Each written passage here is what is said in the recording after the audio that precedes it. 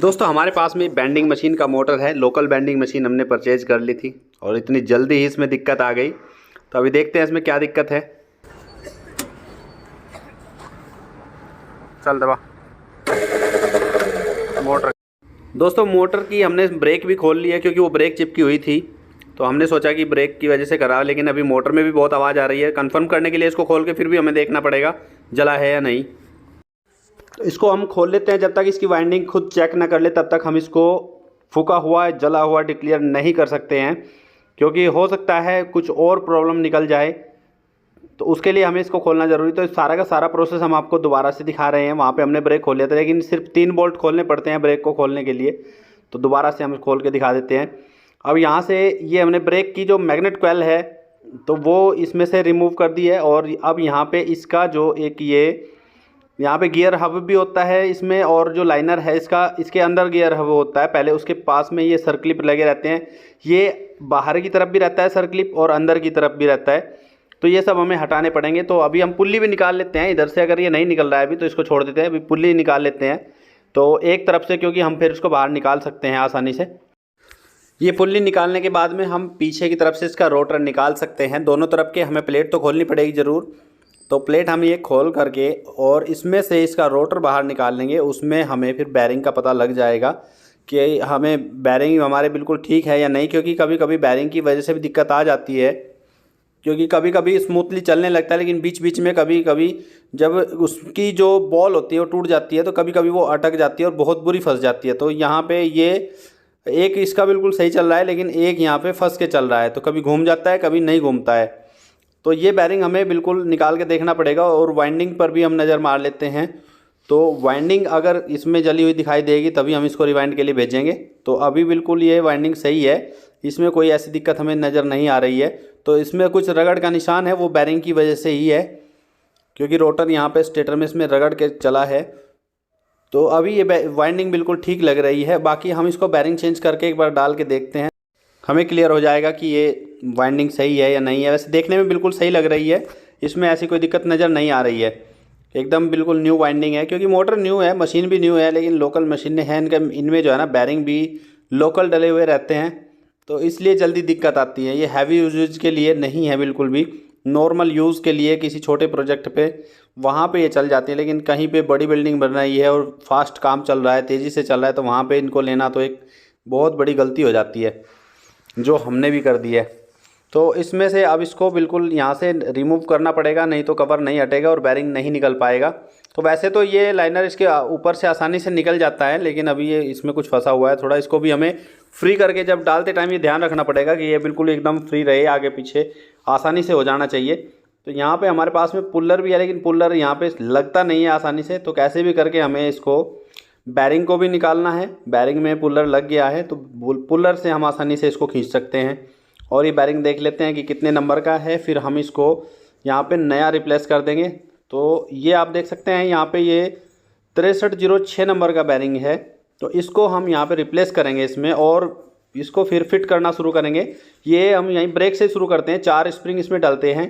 ये इसकी magnet coil है और इसके ऊपर ये प्लेट है, और इस प्लेट में फिर यहाँ पे 3 बोल्ट इसके ये लग जाते हैं, जो जिससे ये एडजस्ट होती है। तो एडजस्टर बोल्ट ये होते हैं यहाँ पे। यहाँ से ये इसका गैप हम मेंटेन करते हैं।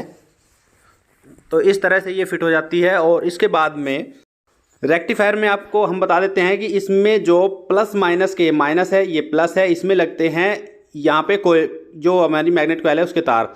बीच में एसी के जो सिंबल है वहाँ पे इसमें सप्लाई दी जाती है 440 वोल्ट, और 190 वोल्ट इसकी आउटपुट रहती है डीसी, वो रहती है इस मैग्नेट कॉइल के लिए। तो माइनस और प्लस में यहाँ पे ये इसके मैग्नेट कॉइल के हम तार यहाँ लगा देते हैं, और उसके बाद में फिर इसमें डबल फेस सप्लाई देके और इसको ऑपरेट करके भी देखते हैं। तो ये स्विच है इसमें, अगर हमें कहीं यूज करना है, नहीं तो ये लूपिंग रहती है।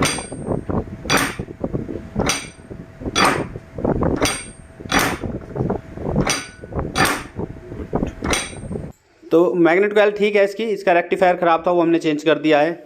अब इसमें जो मैनुअली इसको रिलीज करने का हैंडल होता है ये भी फिट कर लेंगे। इससे अगर कभी कोई प्रॉब्लम ऐसी हो जाती है, लाइट जाने पे हमें थोड़ा रिलीज करके या फिर मोटर को घुमाना पड़ जाए, तो इसको हम मैनुअली रिलीज यहाँ इस हैंडल से कर लेते हैं। और इसलिए ये यहाँ पे मैनुअली ऑप्शन इसमें दिया जाता है कि इमरजेंसी में हम इसको हाथ से ही रिलीज करके मोटर को थोड़ा सा आगे पीछे घुमा सकें। तो ऐसे ये इसको रिलीज कर देता है। और असली एडजस्टमेंट इसकी जब हम इसको लाइनर के ऊपर लगाएंगे, टाइट करेंगे, वहाँ पे होती है। अभी थोड़ा सा टाइट करके छोड़ देते हैं। और बैरिंग भी हम चेंज करेंगे। 6306 का ये बैरिंग हमने मंगाया है और इसमें ये लगा दिया है, क्योंकि एक ही बैरिंग ख़राब था तो एक ही बैरिंग लगाया है। कवर खोल के हम इसको फिट कर देंगे। एक साइड का कवर अभी खोल लेते हैं। तो यहाँ पे हमने पुल्ली साइड का कवर टाइट कर दिया है और पुल्ली साइड का कवर को टाइट करके इसमें रोटर को बैरिंग सहित इसमें लगा दिया है और पीछे का कवर भी हमने इसमें टाइट कर दिया। तो इस तरह से मोटर बिल्कुल ये ओके हो गया। और इसको चलाकर भी देखेंगे, क्योंकि वाइंडिंग हमें बिल्कुल इसकी ठीक लग रही थी, वाइंडिंग में ऐसी कोई दिक्कत नहीं थी।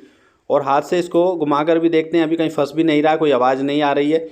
और एक सर्कलिप इसमें अंदर रहता है, जो जहाँ पे गियर हब लगता है, तो एक सर्कलिप इसके अंदर और एक बाहर लगता है। और उससे पहले लगाने से पहले आपको ये देखना चाहिए कि ये आसानी से इसमें अंदर बाहर हो रहा हो, तभी हम इसको अंदर फिट करेंगे। अगर ये नहीं टाइट जा रहा है तब हमें दिक्कत हो जाएगी। ये थोड़ा काम करने में दिक्कत करता है और घिसता ज़्यादा है फिर यहाँ पे।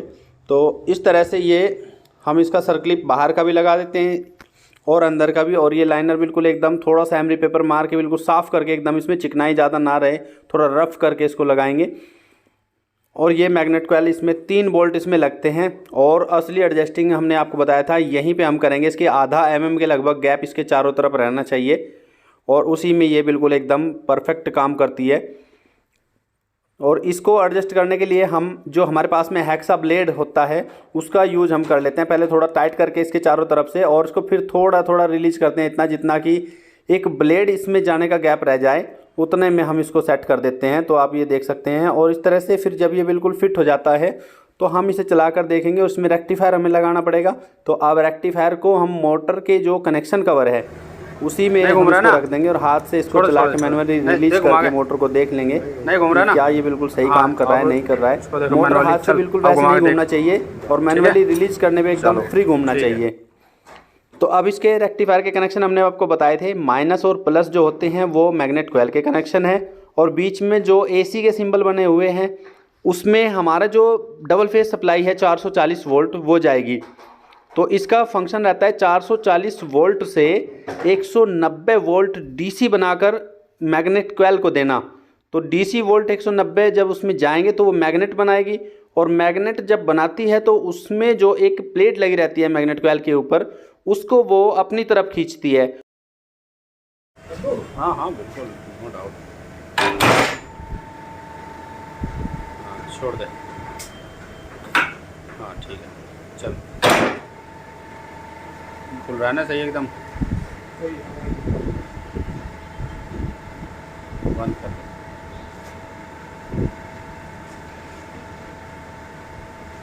कर दे बंद। ठीक है। अब ये मोटर दोस्तों बिल्कुल ठीक हो गई है, सही फंक्शन कर रही है एकदम, और ब्रेक लगने पे एकदम रुक रही है। अगर वीडियो आपको अच्छी लगे तो प्लीज़ लाइक भी करें और हमारे चैनल SK इलेक्ट्रिकल को सब्सक्राइब ज़रूर करें।